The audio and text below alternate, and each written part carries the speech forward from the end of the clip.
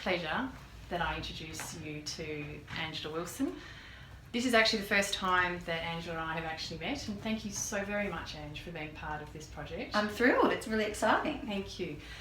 The reason why I have come in contact with Angela for this project is we have mutual colleagues, and when I was sitting down and thinking about the women that I wanted to talk to about success and leadership and showcasing some of the amazing things happening in our community, I was very interested in talking to somebody who had worked in the political space, not necessarily as a politician, but certainly perhaps in the background, because they can certainly be seen to be very intense, 24/7 jobs where you're basically working around making someone else's success. And so that's how I came in contact with Ange, because Angela used to be the advisor for women, childcare and youth for Paula Wriedt, when Paula Wriedt was part of the Labor government. However, in doing my background, as we call it, Google stalking of Ange prior to this, Ange actually wears many hats. Now I'm just going to have to look down at my paper for a minute, because I want to share with you some of the things that Ange currently undertakes at the moment. She's currently the Tasmanian branch convenor of the Australian Republican Movement. She is the founder of WOMO, which is the women's movement, and if I quote from the West, the Facebook site, it's a friendly networking event for like-minded women from all walks of life. She runs her own consulting firm, which is where we're sitting today, called Awake Consulting. She sits on the board of the Women's Legal Service of Tasmania, and every now and then you might see her referred to in the Mercury on gender and women's issues. So thank you so much. So many hats that you wear. Very bad hat hair. Very bad hat hair. Yeah. Well, look, just for the people watching, perhaps just give us just a little bit of background about yourself and how you've ended up where you are today. Okay. Good question. Well, it hasn't, as with everything, it hasn't always been a smooth journey. There's always bumps along the way, and but that's all part of who you become as a person and what you learn. But I guess my first real awakening to women's issues and issues of inequality was, and it's a story I tell quite a lot. I would have been about 5 or 6, watching Robert Palmer's film clip for Simply Irresistible. Okay. On Rage, it would have been, on TV, and I said to my mum, look at, and that's the one with the women in the background with the mini skirts and the guitars and all the makeup and the little dresses and the hair, all looking beautiful carbon copies of each other while he's out the front singing. And I said to Mum, oh Mum, look at these girls, look at these ladies, aren't they so beautiful? And Mum just looked at me and said, but darling, don't you think it's rather demeaning? And that was really my light bulb moment from a very young age. And I guess ever since then, I've wanted to try and do what I can to add my voice to other voices working to enact equality and some change. Okay, so that would make sense then for the studies that you chose to do at university. So we just tell people what you studied at UTAS. So I did gender studies and political science at UTAS, and I did a combined honours in gender studies and political science, focusing on the way women in politics are treated by the media in terms of their family and caring and home responsibilities.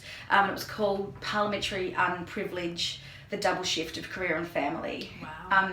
And so that was in 2004 that I wrote that, and sadly nothing's changed. In fact, it's probably gone backwards since then, so it'd be interesting to revisit that. If I ever get the chance, I might revisit and that. So from there, my understanding is that's where your very first job out of university was to go and work for Paula. Yeah, so, and I was mentioned to you before, yes, so I'm very lucky that I've always had a very proactive mother, always very always very interested in what I do and making sure that I'm achieving, and not just achieving, but also making sure that I am happy and putting myself forward for things, and not missing out on opportunities, grasping life, taking opportunities. And so I'm young for my grade. I was 21. I finished my thesis, and I'd done a case study on Paula Wriedt, the then Education Minister in the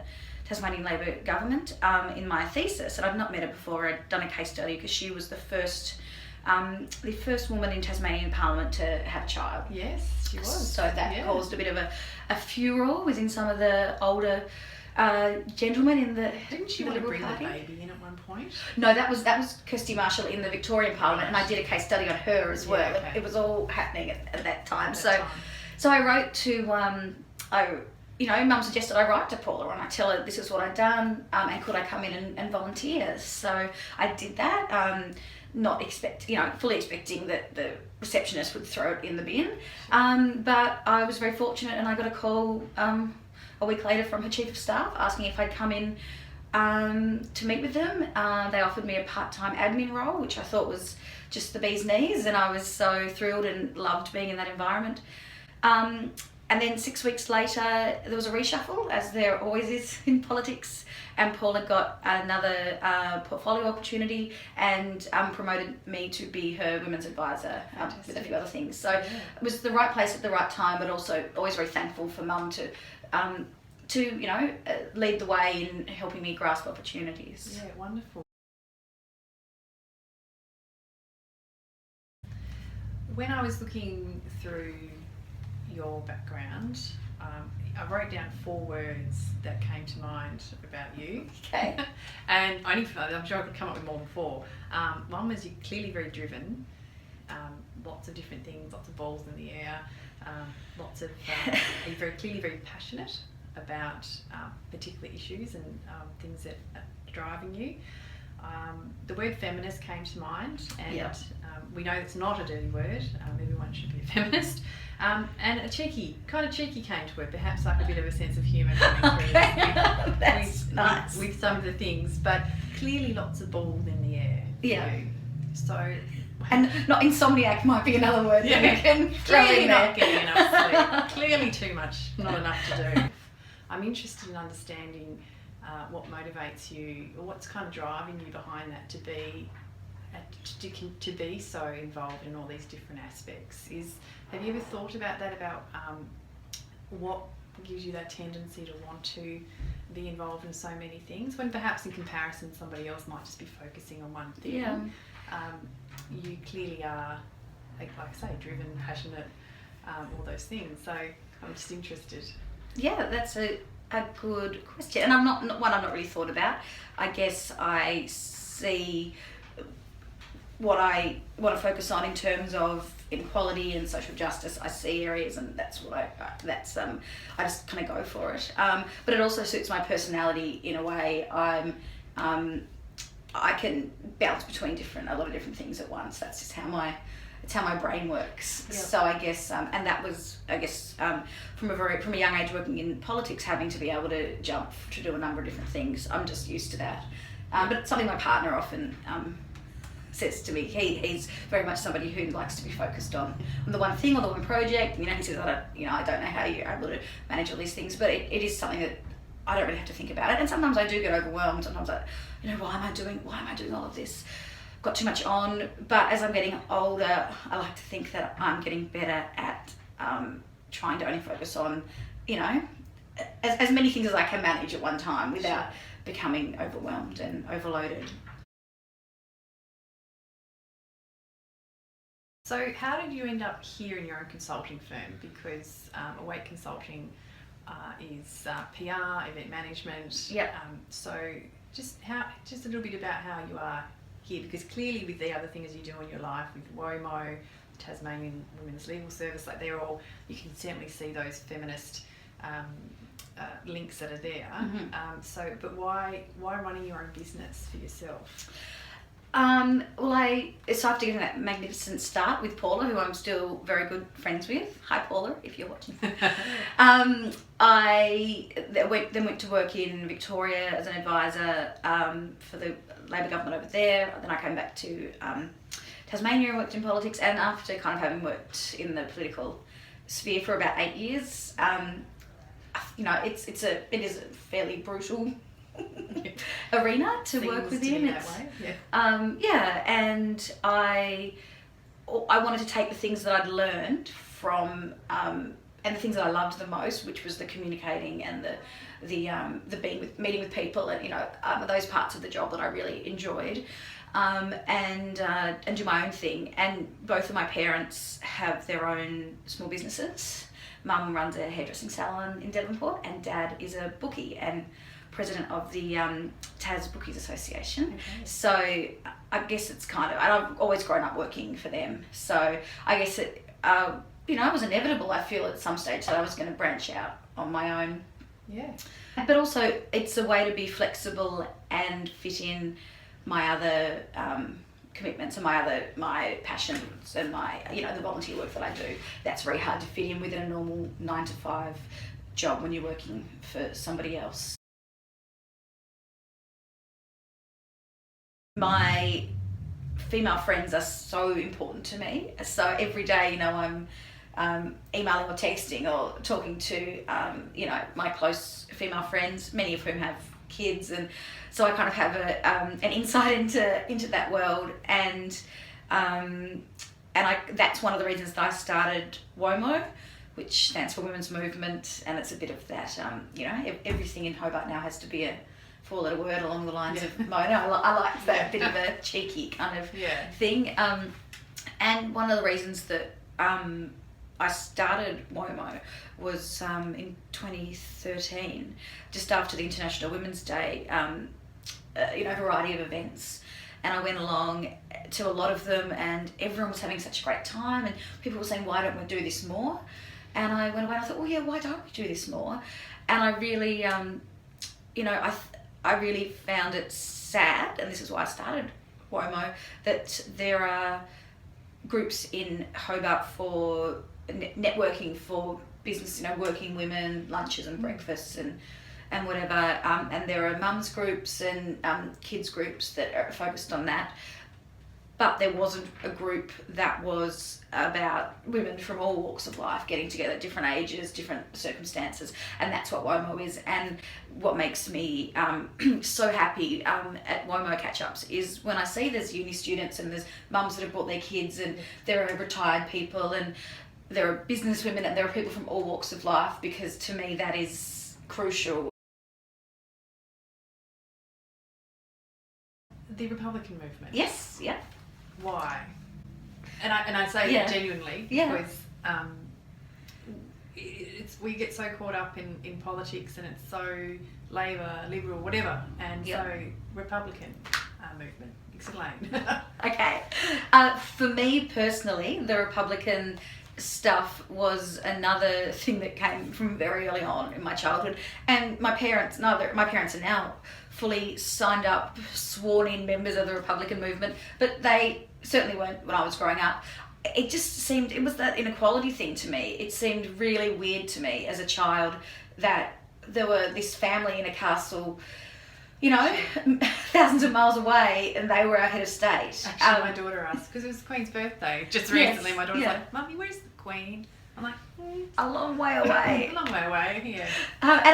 And all of us in the Republican movement have a lot of respect for the Queen. She's done a wonderful job in often trying times, but she's not one of us. And so that was very relevant to me at a young age. In high school, I gave a speech at a local service club. Can't remember if it was Rotary or Apex. And this because I was in high school around when the ramp up to the 99 referendum was on. So in about 96 or something it might have been. And I gave a speech, and I took along an Australian flag, and I'd blacked out the Union Jack, which was, horrifying to this Devonport service club and all the old men. And I don't know how I got out alive, but I've always been pushing the boundaries, I guess. And so I've always been very passionate about it. I was too young to vote yes in the referendum, a couple of years too young. So I always like to think I'm doing my bit now. And I was fortunate to become involved through some friends who were involved. And and so I've been the Tasmanian Convenor of the Republican Movement for 2 years now, I think. And we're really in a very exciting time in terms of momentum. We have never had more political support from right across the political spectrum, and things are ramping up again. We've got Peter Fitzsimons waving the flag and doing some really terrific momentum building, and we're doing great stuff. It's such an important opportunity for Australians, and something I like to point out is we don't have to go to a war to get our independence and to get our own head of state. You know, that's what most other countries have had to do. We just have to vote, get involved, have a real grassroots movement, and get together. And in terms of the Republic as well, it's a very important way that we can acknowledge the many thousands of years of citizenship and people who've been in Australia, and our first people, not just the people that arrived 228 years ago. And I'm very passionate about that as well. It's about the entirety of our nation and our history and our people.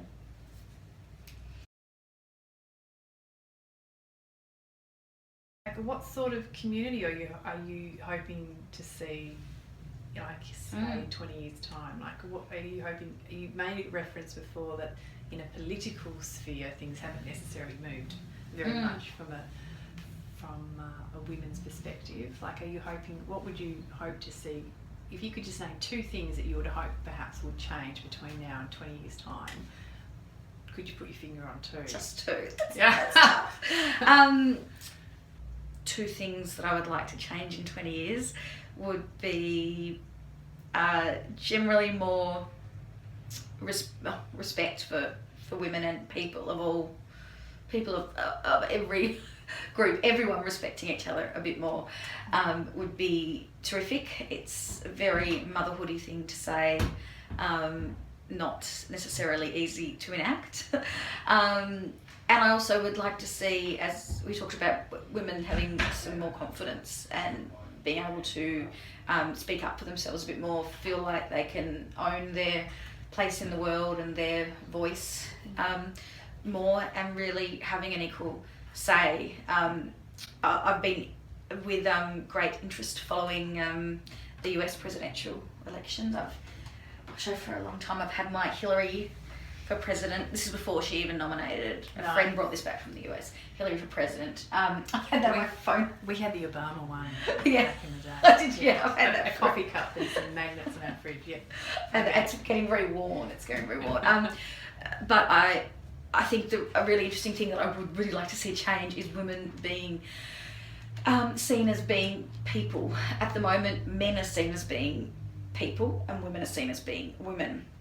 And I've been thinking about the stuff about Elizabeth Warren coming out and endorsing Hillary, and people saying, "Oh, Elizabeth Warren might be a running mate for Hillary at the election." And I was just thinking, there'd be such an outcry if it was 2 women running. The men would be going, "What about me? Why aren't I being represented? These women don't speak for me." But for so long, and because women are not seen as people, they're not seen as being able to represent everyone. But for so long, it's men. It's been 2 men, and women have just had to go, "Oh well, they don't speak for me. They don't know my experience." But I guess it's just accepted that 2 men are. It's the stock standard thing. In terms of giving advice to younger women, I echo the advice that a number of feminists and other women give, and I think Sheryl Sandberg was one of the most recent ones who said choosing your partner is the single most important thing you can do in terms of career success, life success, and happiness. So choosing a man or a woman who is going to place your happiness, your career, your interests with the same importance as they place their interests is vital. And I'm very, very lucky that I have a wonderful long-term partner, and he is super supportive of everything I do, comes along to every WOMO event that I have, comes along to every other event. He needs a gold medal for he's an introvert and he would much rather not be doing these things, but he is terrific. And when I said to him, "Look, I think I'm going to start my own business," he's the one that says, "Great, do it." Yeah, he's behind me. And I also would say to young girls or people, something that I've learnt is, and which I've touched on before, be very clear about what you will put up with and what you won't put up with in terms of friendship, partner, work, life. Don't sell yourself short. Do you have moments where you sit back and go, feel content, or that I actually feel like I'm achieving and getting a sense of satisfaction with what you're doing with your time? Do you ever feel that? Yes, definitely. But I mean, there are also times where I think, goodness, what is, I'm overwhelmed, what am I doing? My main kind of message I say to everyone, from, little kids to everyone, grown-ups, nobody really has it all worked out. Nobody has it all together. Even the people that you think look so, polished on top of things, they still have things they worry about, they still have issues, and I think that's a really important message to get out there. Going back to working in politics, starting when I was 21, that made, opened my eyes to the fact that it wasn't all that. And people's idea of success and prominence and etc. come with a lot of sacrifices and a lot of downsides. So I guess that was a very good experience, and it made me realize that to be content is success. To be happy, to not worry about success is success. Yes. in a way, and I'm very clear on what is important to me. This is something else that I say to people. I'm very clear on what's important to me, and most of that is my friends and my family and my partner. When you think about a good leader, mm-hmm. or someone who's leading you, what characteristics come to mind for you? Emotional intelligence is number one for me, in terms of people being a good leader, being able to relate to people, have a lot of empathy, work out what's working and what isn't working, and just also having a good set of morals and principles and values. I guess for me they'd be progressive values, but obviously different values mean different things to different people. But being very clear about what you see and what you want, and treating people well. Yeah.